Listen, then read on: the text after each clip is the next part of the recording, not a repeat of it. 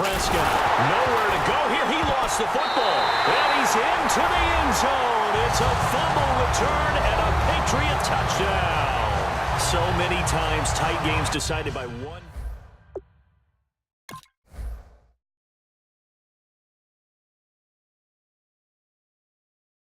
Saying, guys, somebody make a play. It's a cliche, but it applies here. The point after try for Gostkowski. And this is no good. It's a missed extra point. Boy, in a tight game, how important might that turn out to be here as the second half rolls along? So here's the kickoff now as he'll get it again following that fumble return for a score. Whitehead, the return. And he'll take this across the 25. Couple extra yards.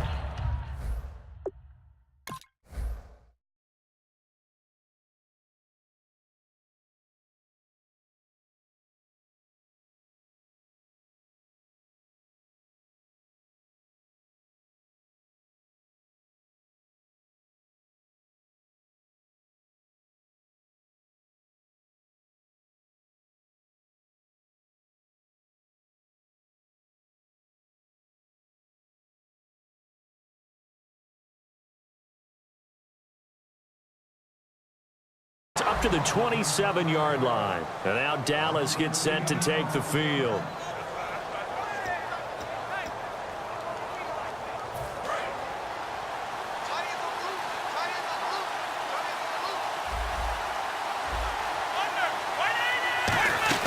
They start on the ground with Elliott. And able to stay on his feet past the 30 to about the 33-yard line.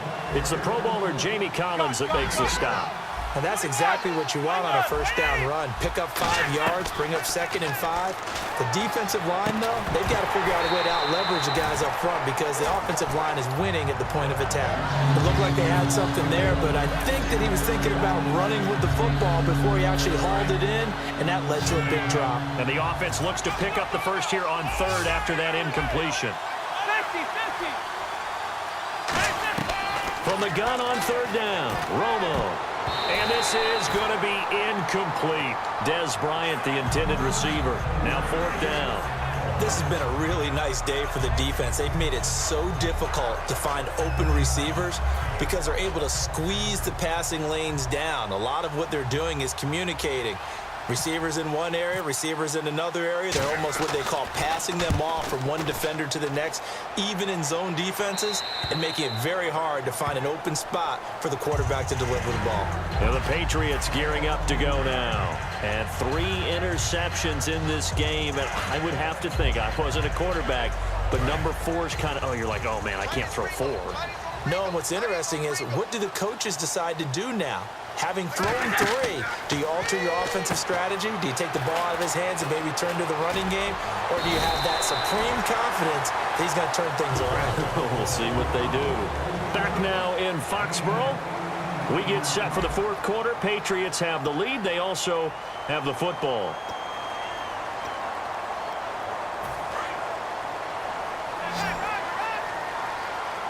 They slot Gronkowski outright. Throwing on 1st down is Brady. Going underneath to Blunt. And he's able to take this one up to the 35-yard line. Call it a gain of 3.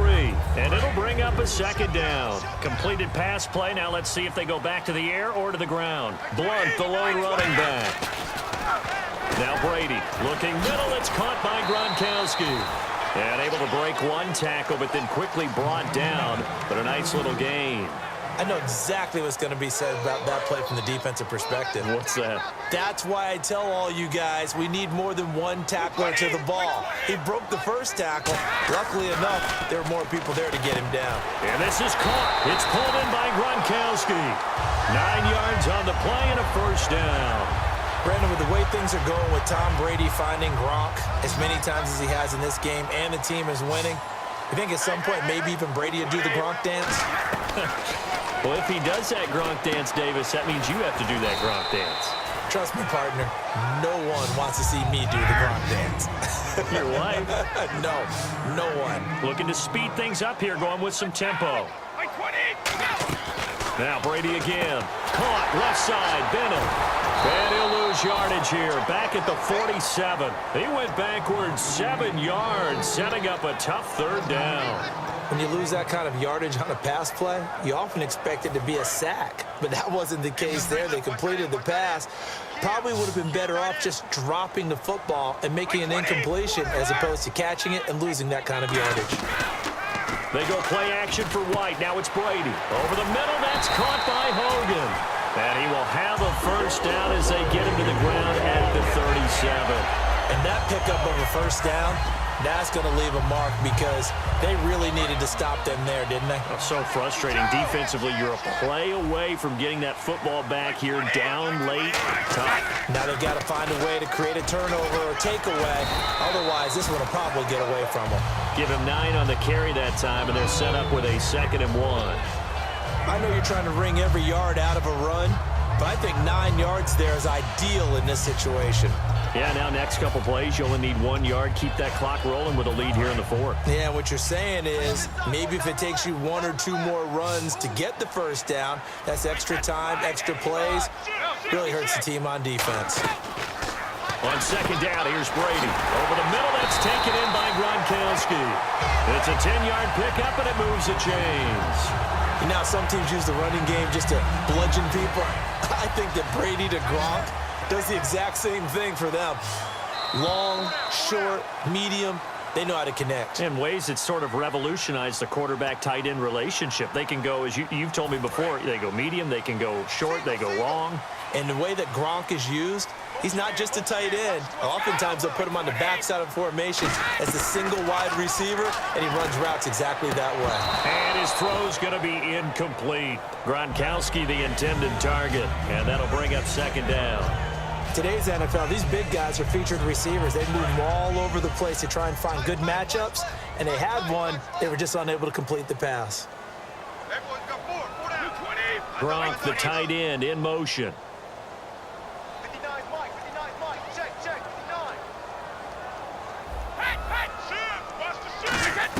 Brady going to throw here. And that one almost intercepted. Far too loose with the football here. Nearly a 4th pick. And it's 3rd down. Well, an incomplete pass certainly doesn't look like a good play. For the guy throwing it today, as many interceptions he's thrown, he's got to feel a sigh of relief that the ball actually hit the ground and didn't go in the other direction. Throwing now is Brady. He's going to find his running back. It's complete. And he'll take it into the end zone for a Patriot touchdown. Dion Lewis, an 18-yard touchdown grab. And the Patriots add 6 to their lead. Brady's going to look to throw. And he's got it. So the 2-point conversion is good, and they add on to their 4th quarter lead. Gostkowski now, after the touchdown, he'll send this one away. And they will not get a chance to return this one as it's through the end zone for a touchback. And now here come the Cowboys. And down on the scoreboard, certainly needing to avoid what happened on the last drive, punting the football. Sense of urgency has to take over for them here. They know the score. They know the situation. And by the way, the punter no longer exists for their offense. That's how they have to treat this drive. They need points. Big time. Bryant with a catch right side. And he's going to be out of bounds right at the 40. And 15 yards there on the catch and run. I think that's a big pickup for a first down because when you run a drag route against zone, you're sometimes asking for trouble because you might run into a defender. Yeah, well, there they ran into a first down. Executed it to perfection. Romo here on first down. He couldn't quite hold it. Got hit. Ball pops out. Incomplete. We know it's not an easy job to go out and catch passes when people are trying to tackle you and knock the ball away. But the bottom line is, that's a pass he's got to have and a pass he should have caught. Here's Romo. And his throw is incomplete. When everything is in sync on defense, that means everyone's communicating really well, and sometimes it's nonverbal. They just know that when a receiver's in one spot, This person may have him, and he's in another spot. The next defender may have him. And they've squeezed the passing lanes down to where it's so difficult to find an open area to deliver the football. They've made it tough on him all game long.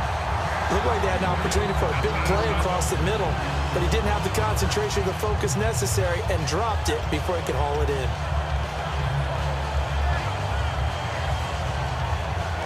And they're indeed going to go for it here on 4th down.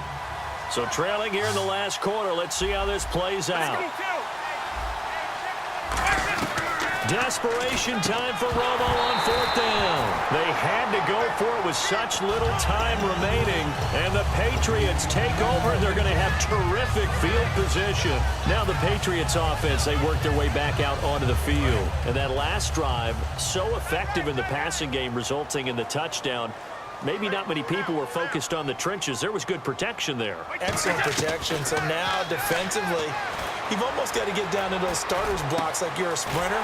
Get lower than those guys on offense and find a way to roar through them or around them to get into the face of the passer. Easier said than done, though. Way easier said than done. But they've got to try something because right now they're just cutting them to shreds. Brady going to look to throw. And this is caught. It's Edelman. And he's in. Touchdown, Patriots. Julian Edelman, a 12-yard touchdown grab. And the Patriots add on to their lead.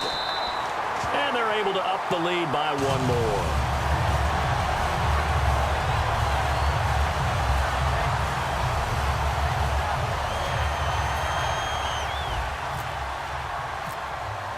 Gostkowski now after the touchdown. He'll send this one away.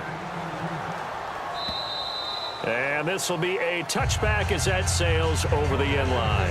And now Dallas gets set to take the field. They're down big here late. I don't know. You just one last drive here for pride? Some people like to do that. I remember playing for a guy once. We were down huge, and someone said, "Coach, what do you want to call?" He just waved a hand like, "Who cares? Let's get out of here and do something some other time." But some teams like to do something at the end to feel a little bit better as they continue to move forward. Yeah, probably just want to put this one behind them. And now it looks like they're going to be in the hurry up. He's going to leave this for his running back. It's complete. Nothing on that one. It'll be 2nd down.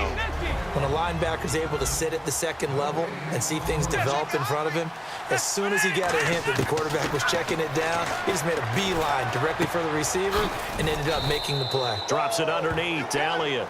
Give him 6 on the play, and they're going to have a 3rd down. Everyone's got to be able to catch the football. Doesn't matter what position you play, but if you're on offense, be aware a ball may come your way. Romo surveying the field. And that's caught by Beasley. Now whistles come in. We're going to get a timeout here by the offense. It's just their first. They've got 2 more to use here in the final stages. On 1st and 10, Romo. And it pops free. The collision there jarred the ball loose and brings up 2nd down. 2nd down following the incompletion.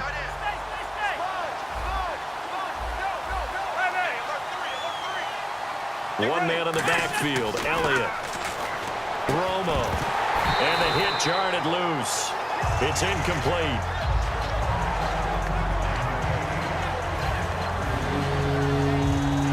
Ten yards to go on 3rd.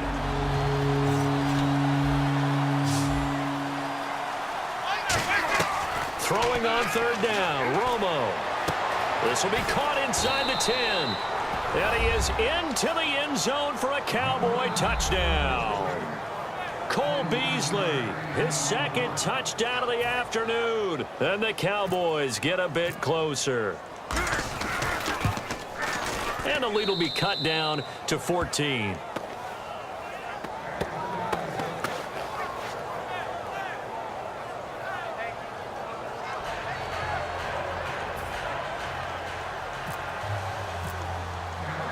Bailey now to kick it away after the touchdown.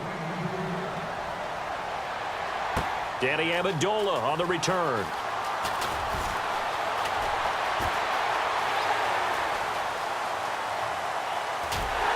And it'll be an excellent return as he's all the way down inside the 25-yard line. Well, a little drama there at the end, but really this thing was already decided. The late points get scored, and then it ends on the